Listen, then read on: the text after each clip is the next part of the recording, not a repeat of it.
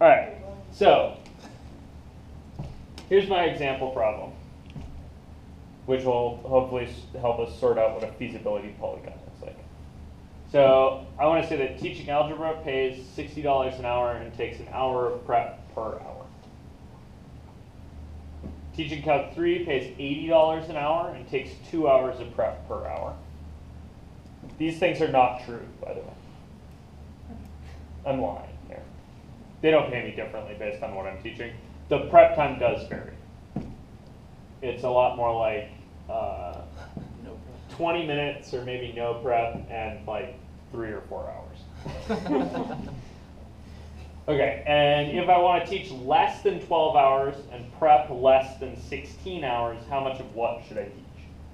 Okay, so that, yeah. Since we're doing the optimization, I'm assuming you want to teach exactly 12 hours, because less than could be 10, it could be 7, it could be 2. Perfect. Yeah, so because I'm trying to maximize my pay, you guys see that? It's pretty clear that I'll probably want to work as much as feasible. Anything below that is in the polygon. Yeah, so we'll see this. So let me convert these things into the edges of a polygon. So let's see. First off, what's the function I'm interested in maximizing? How about that?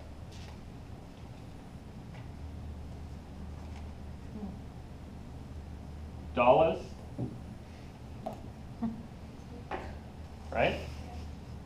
Dollars is going to be a function of two things, right? What are the two things? Algebra and calculus. How much algebra and calculus I teach. So I'm going to make some variables, right? Note, I'm defining A, right, to be the number of hours of algebra I teach, and I'm defining C to be the number of hours of Calc 3 I teach. So my dollar bills function of A and C is what? I teach some algebra and some Calc 3, how do I figure out how much I get paid?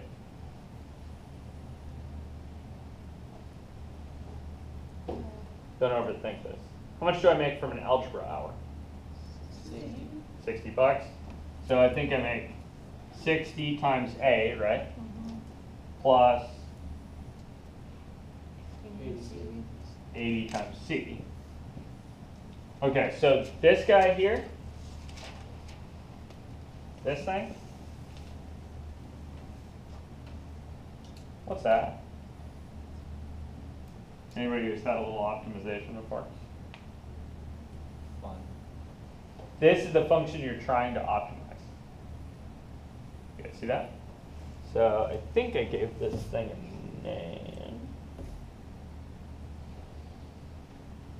So your book calls this a objective function.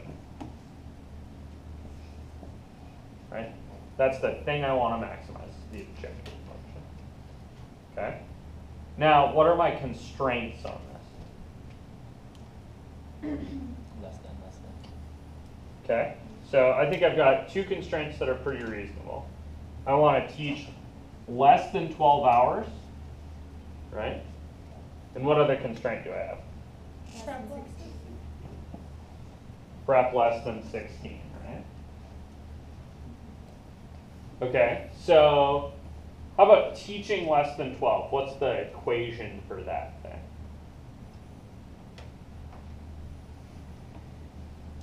A plus 2B equals hours taught. Close. Buying an A, right? That's the amount of hours I spend teaching algebra. Is it 2C? Why is there a 2? Takes 2 hours. I'm just talking about teaching right now. You guys see that? So Never mind. Like A plus B. I think I just need A plus C. Okay, skipping B throws me off, but I can deal with it. Oh wait, what was the other side of that? A plus C, that's my total time spent teaching, right? And what's that supposed to be? 12. So maybe less than or equal to 12? Okay. How about the other one? What's the blue equation read? What's my prep time?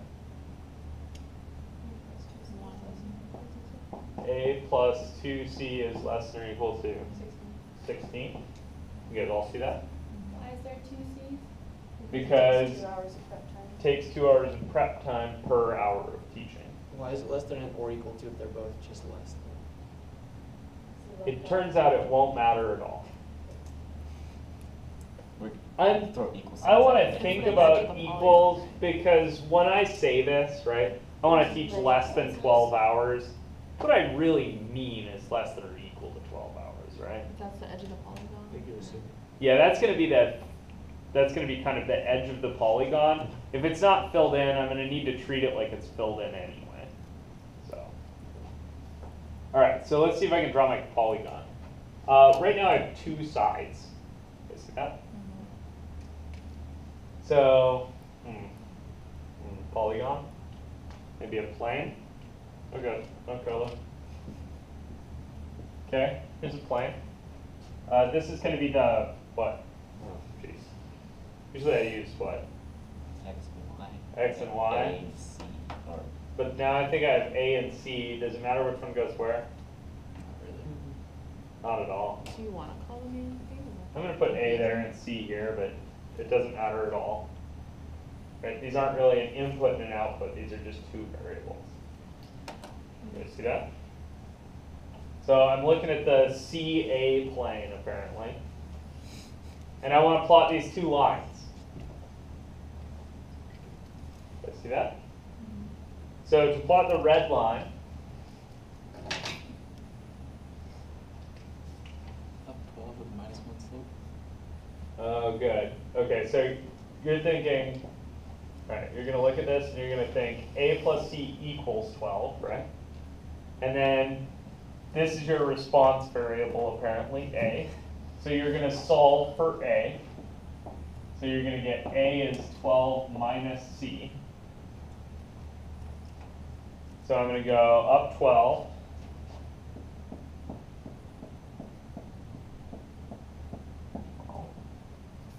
And then I'm going to go over 1, down 1, right?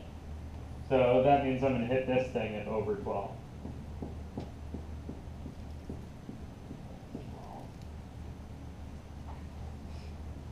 Okay, so there's my red line. That's A plus C equals 12 right there. You guys buy into this? If the wild lettering makes your head hurt, you could go back through this whole thing with X and Y, right? And then they would look like the usual lines that you know how to graph. Okay? This other equation, A plus 2C, what do I think about that? If I want to draw this thing, I don't really know drawing inequalities, right? So I'm going to try drawing equality. So A plus 2C is 16. I'm going to solve for A. And I'm going to get 16 minus 2C. Yeah, so I'm going to go up to 16 to start with. So 1, 2, 3, crap.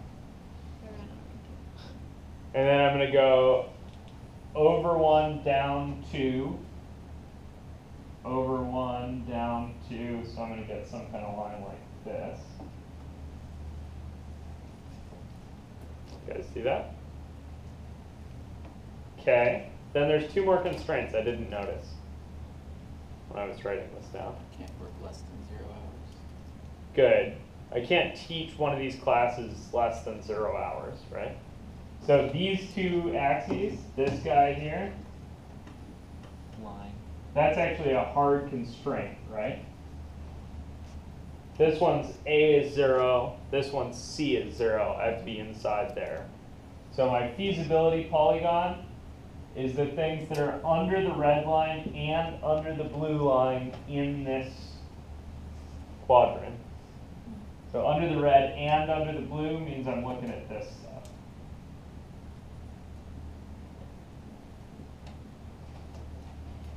You guys see that?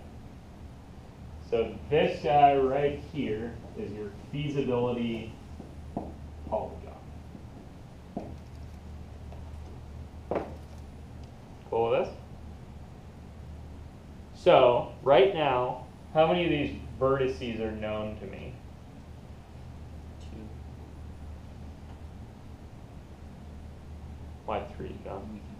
We have 0, 0, C, and Good. So this is happening at 0, 0, right? That's that guy.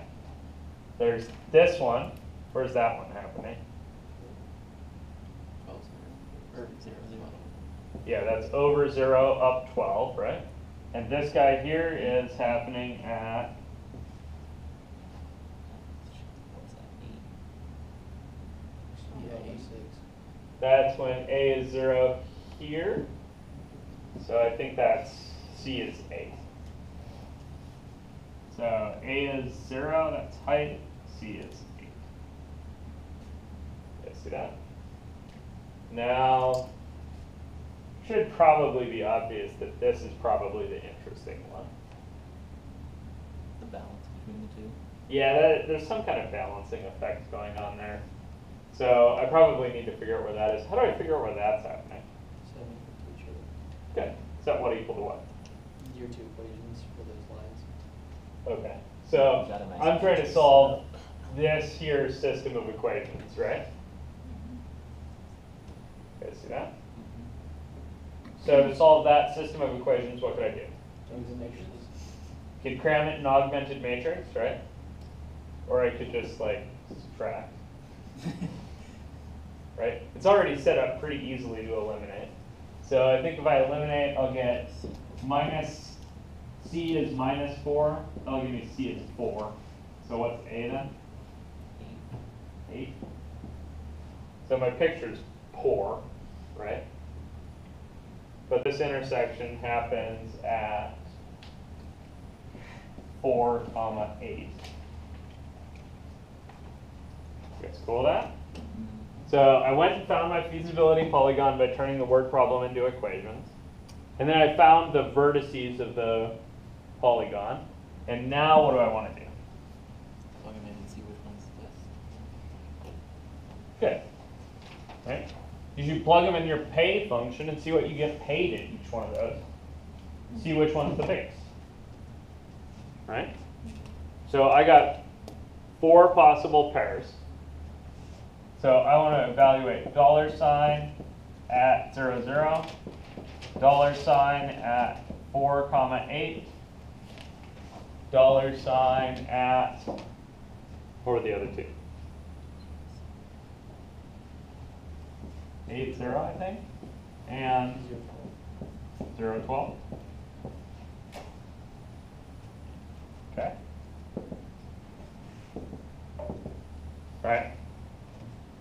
Anybody want to jump on the easy one here? 0, 0. 0, 0. Yeah. If you work not at all, how much do you get paid? You don't get paid. We You do not get we paid. set this up funny. We flipped the axes on that. Oh, that is a good point. Doesn't change anything but that, though. What? Yeah, Well, no, you- everything else is fine. Yeah. Never mind. It's a geometry thing. Don't worry. Okay, so this pair, right, is happening when what? C is 4, right? And A is 8. You guys see that? I really should have been a little bit more careful with my axes choice. All right, so when C is 4 and A is 8, what's your pay?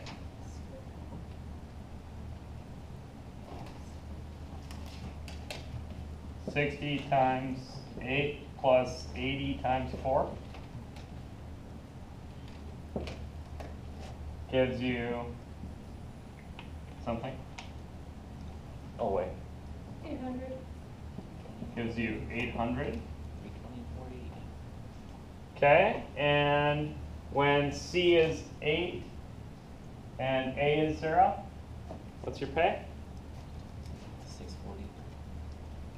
8 times 80 is 640, good. And when C is 0 and A is 12, 480. 7. No, think 60 times 12 720. is 720. So, what's my answer here? The 800 one. Yeah, the one that gave me 800. So how do I say that?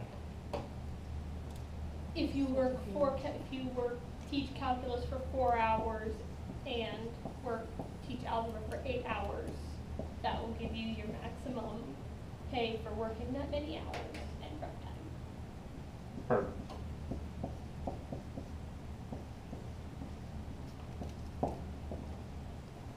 Teach 4 hours of calc and 8 hours of algebra.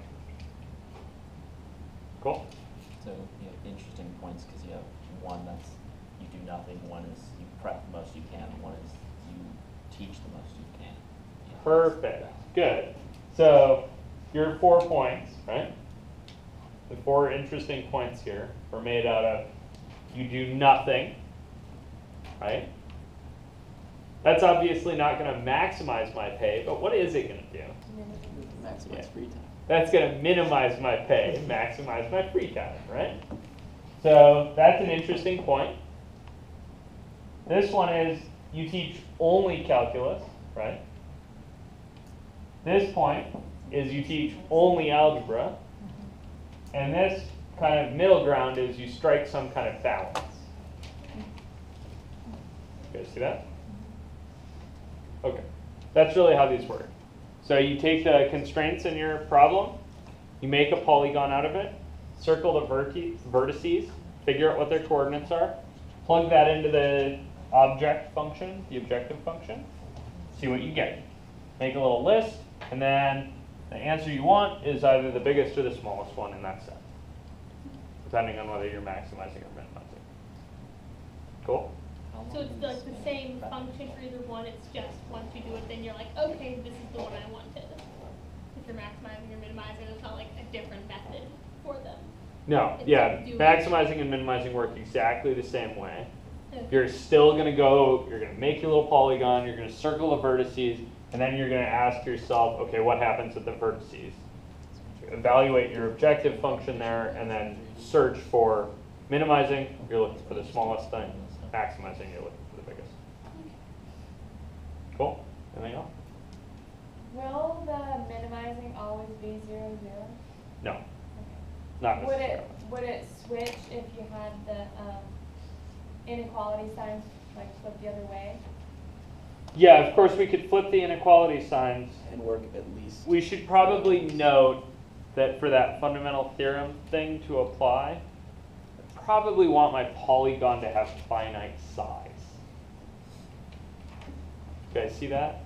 Yeah. If I had run this with bigger than, I would be talking about like, this Everything thing else. is my polygon, And and it's got 1, 2, 3 vertices, but it runs off to infinity.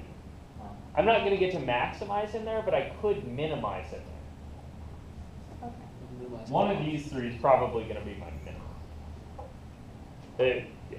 So it should be noted that you can get away with checking the vertices only if this thing has finite size. Is it possible to do one where like this problem is like you want to work at least 12 but no more than 20 and Sure. same for the prep pick? Because that's doable. Yeah, we could definitely make more complicated polygons. Anything else?